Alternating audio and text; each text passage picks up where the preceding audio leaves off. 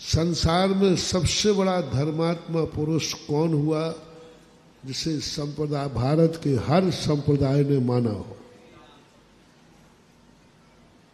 महावीर स्वामी को हर संप्रदाय ने नहीं माना, बौद्ध को हर संप्रदाय ने नहीं माना, ब्रह्मा विष्णु महेश को हर संप्रदाय ने नहीं माना,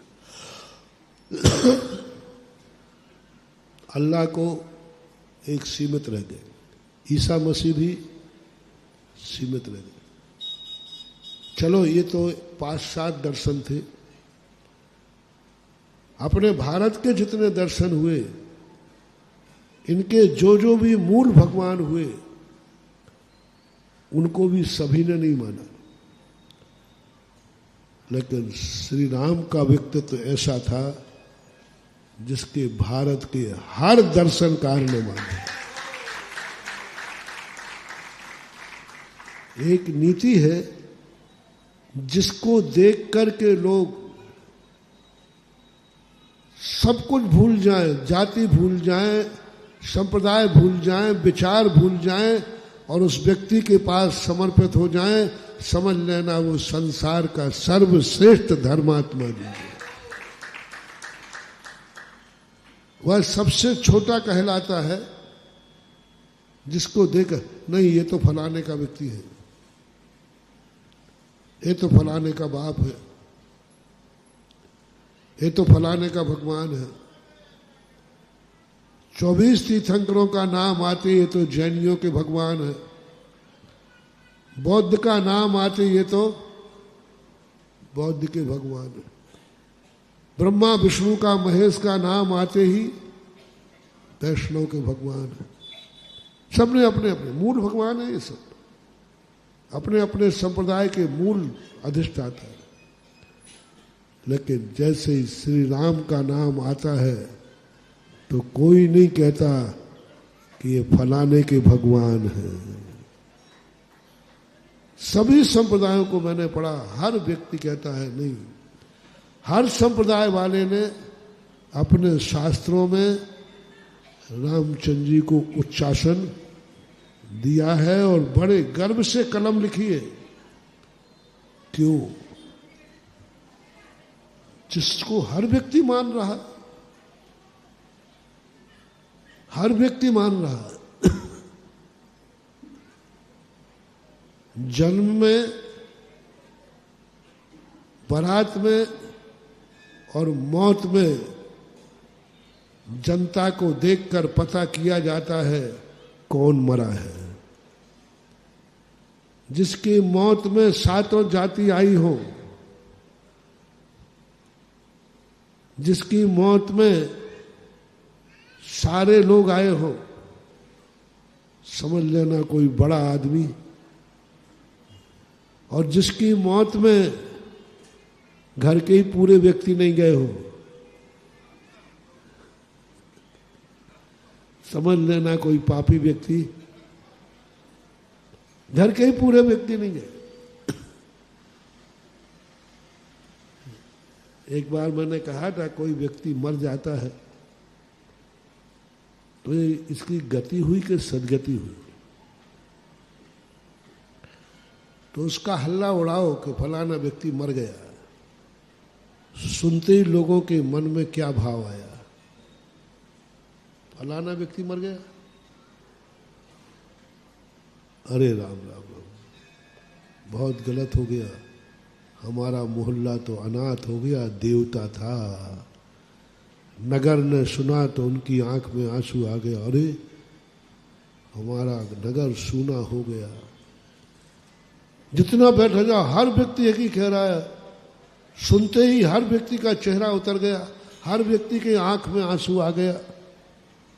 यहाँ तक कि जो जगत से बीतरागी है और साधु के पास भी समाचार दिया कि फलाना मर गया। अच्छा वो मर गया, ओहो बहुत क्षति हो गई। कौन? मुनिराज जो भीतरागी हैं उनको भी फीलिंग हो गई कि फलाना व्यक्ति मर गया, ओहो बहुत बड़ी क्षति हो गई।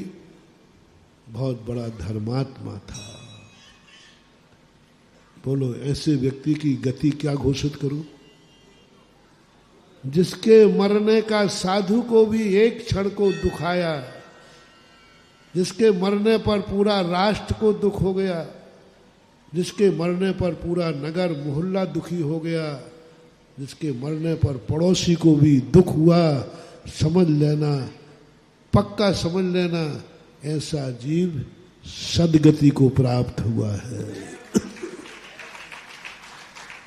मैं जोशाचारी तो हूं नहीं, मैं सर्वज्ञ हूं नहीं, लेकिन मेरे टिप्स ऐसे हैं कि इन टिप्सों को सर्वज्ञ से भी मिला लेना तो सही निकलेंगे।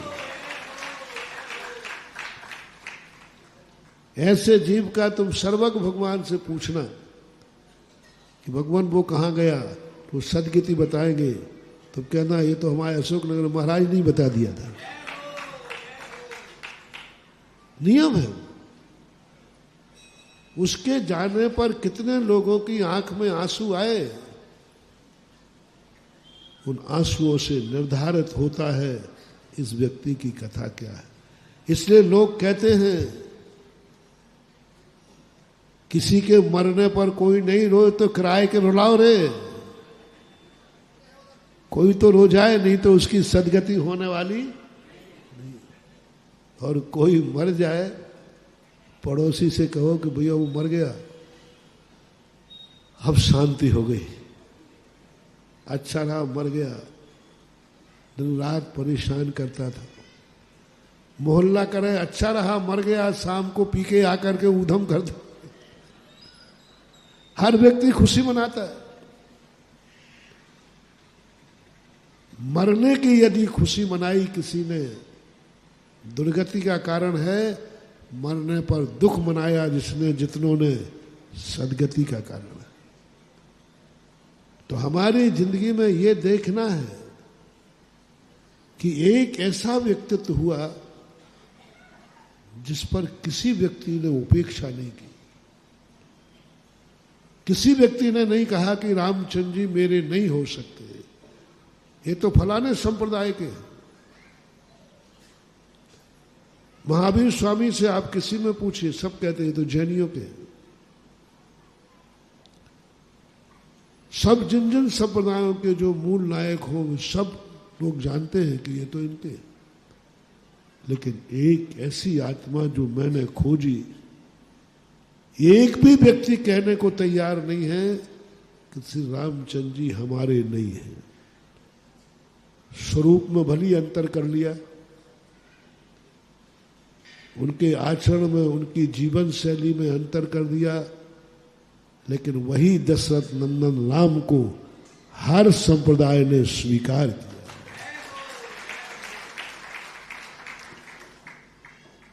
यानी कोई व्यक्ति ये कहने को तैयार नहीं है कि मैं रामचंद्र जी मेरे नहीं है, रामचंद्र जी तो फलाने संप्रदाय के। जीवन में महानुभाव, तुम्हारे जीवन में भी तुम क्या हो वह बने रहना, लेकिन तुम्हारा आचरण विचार ऐसा हो कि व्यक्ति सब कुछ भूल करके वह ना देखे कि मैं कौन से देश का हूं, वह ना देखे मैं कौन से कुल का हूं, वह ना देखे कि मैं कौन से धर्म का हूं, वह देखे कि यह मात ऐसा व्यक्तित्व है जिसको हमारे जीवन से जुड़ना जरूरी है। राजा हो तो राजा का कोई भी धर्म हो, कोई भी जाति हो, वो किसी का पिता हो, वो किसी का घर का कोई संबंधी हो, लेकिन राजा को हमेशा ऐसी चर्या करना चाहिए कि प्रजा का हर सदस्य माने कि मेरे ऊपर राजा की छाया है, मेरा कुछ भी नहीं बिगड़ सकता, किसी को विकल्प ही नहीं।